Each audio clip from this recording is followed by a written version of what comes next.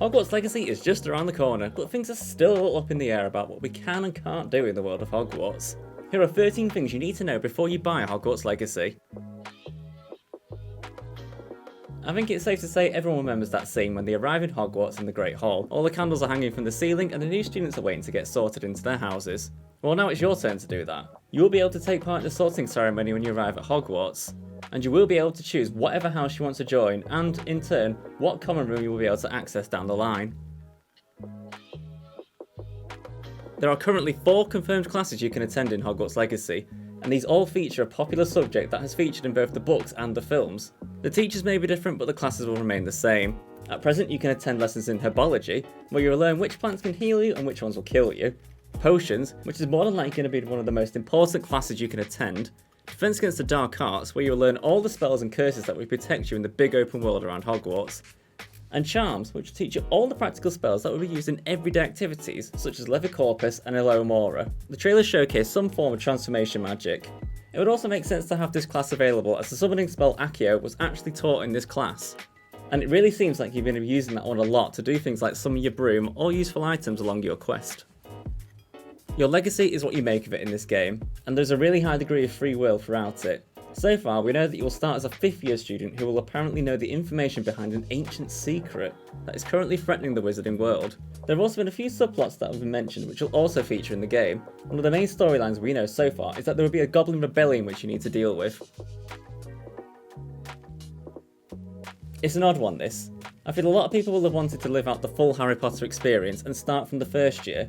To allow that though, the game would have to be absolutely huge on first release and probably be around 200 gigabytes in size.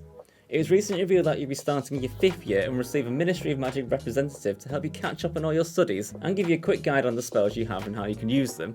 Trailers in the past have described how the player has an ancient knowledge long gone from this world and that you possess a strange and mysterious talent. It sounds mysterious to say the least.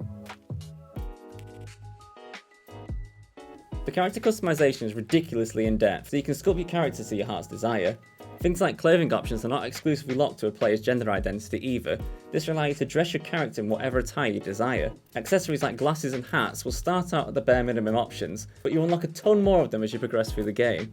According to a recent Bloomberg report, Hogwarts Legacy will actually include transgender characters as well, by letting players customise what voice and body type their character has, and then they can choose if they would prefer to be in the witch or wizard dormitory. The game is set in the 1800s, long before Harry Potter's time, which is roughly set in the 1990s. Hogwarts School of Witchcraft and Wizardry is an age-old castle that looks after its history, and many rooms and corridors of the school remind us of how we've seen Hogwarts portrayed in the Harry Potter and Fantastic Beasts films. Certain portraits like the Fat Lady, ghosts such as Peeves and Nearly Headless Nick, and rooms such as the Room Requirement have been in Hogwarts for a long time, so will also feature in the game. Yes, you can fly to your heart's content in Hogwarts Legacy. You'll have access to brooms, hippogriffs, and even thestrals as flyable mounts. You'll be able to fly across the whole of the Hogwarts grounds and even go as far as the neighbouring village of Hogsmeade. You'll have the ability to summon your broom or mount at any given time you're outside the castle. Quidditch is the game everybody wants a go at playing on Hogwarts Legacy. Do you remember that amazing Quidditch game we got on the PS2? While we're on the subject of that, when is the remaster for that coming out? We need it. Well, it turns out for now you will not be able to play Quidditch in Hogwarts Legacy. It will more than likely, actually in fact I will put money on this, it will be added later on in the game's life as a DLC, so I guess we're going to have to wait until then.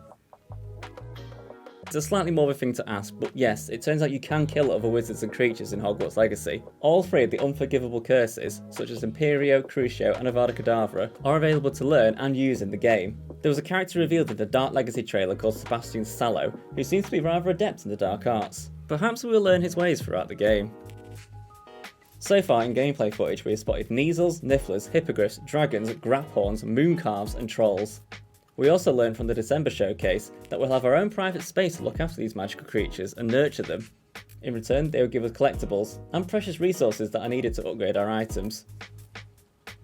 The game promises to give you a deeply detailed and rich exploration of Hogwarts. You'll also be able to venture outside the castle grounds. You'll have the ability to practice your dueling skills in the battle arenas, and those who have the deluxe edition of the game will have even earlier access to this than others. You can also traverse and explore the mysterious Forbidden Forest, and you can also do some shopping in Hogsmeade Village.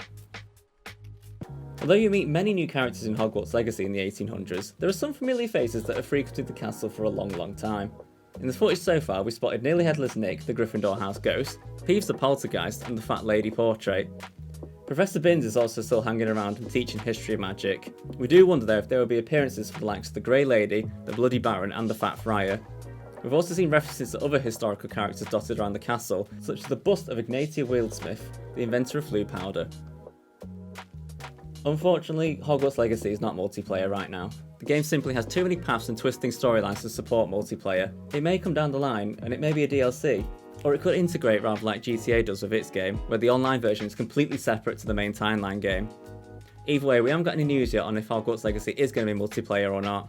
And unfortunately, if it is going to be, I don't think it's going to be for a while yet. Hogwarts Legacy is scheduled to launch worldwide for the PlayStation 5, Xbox Series X and S, and PC on February 10th, 2023.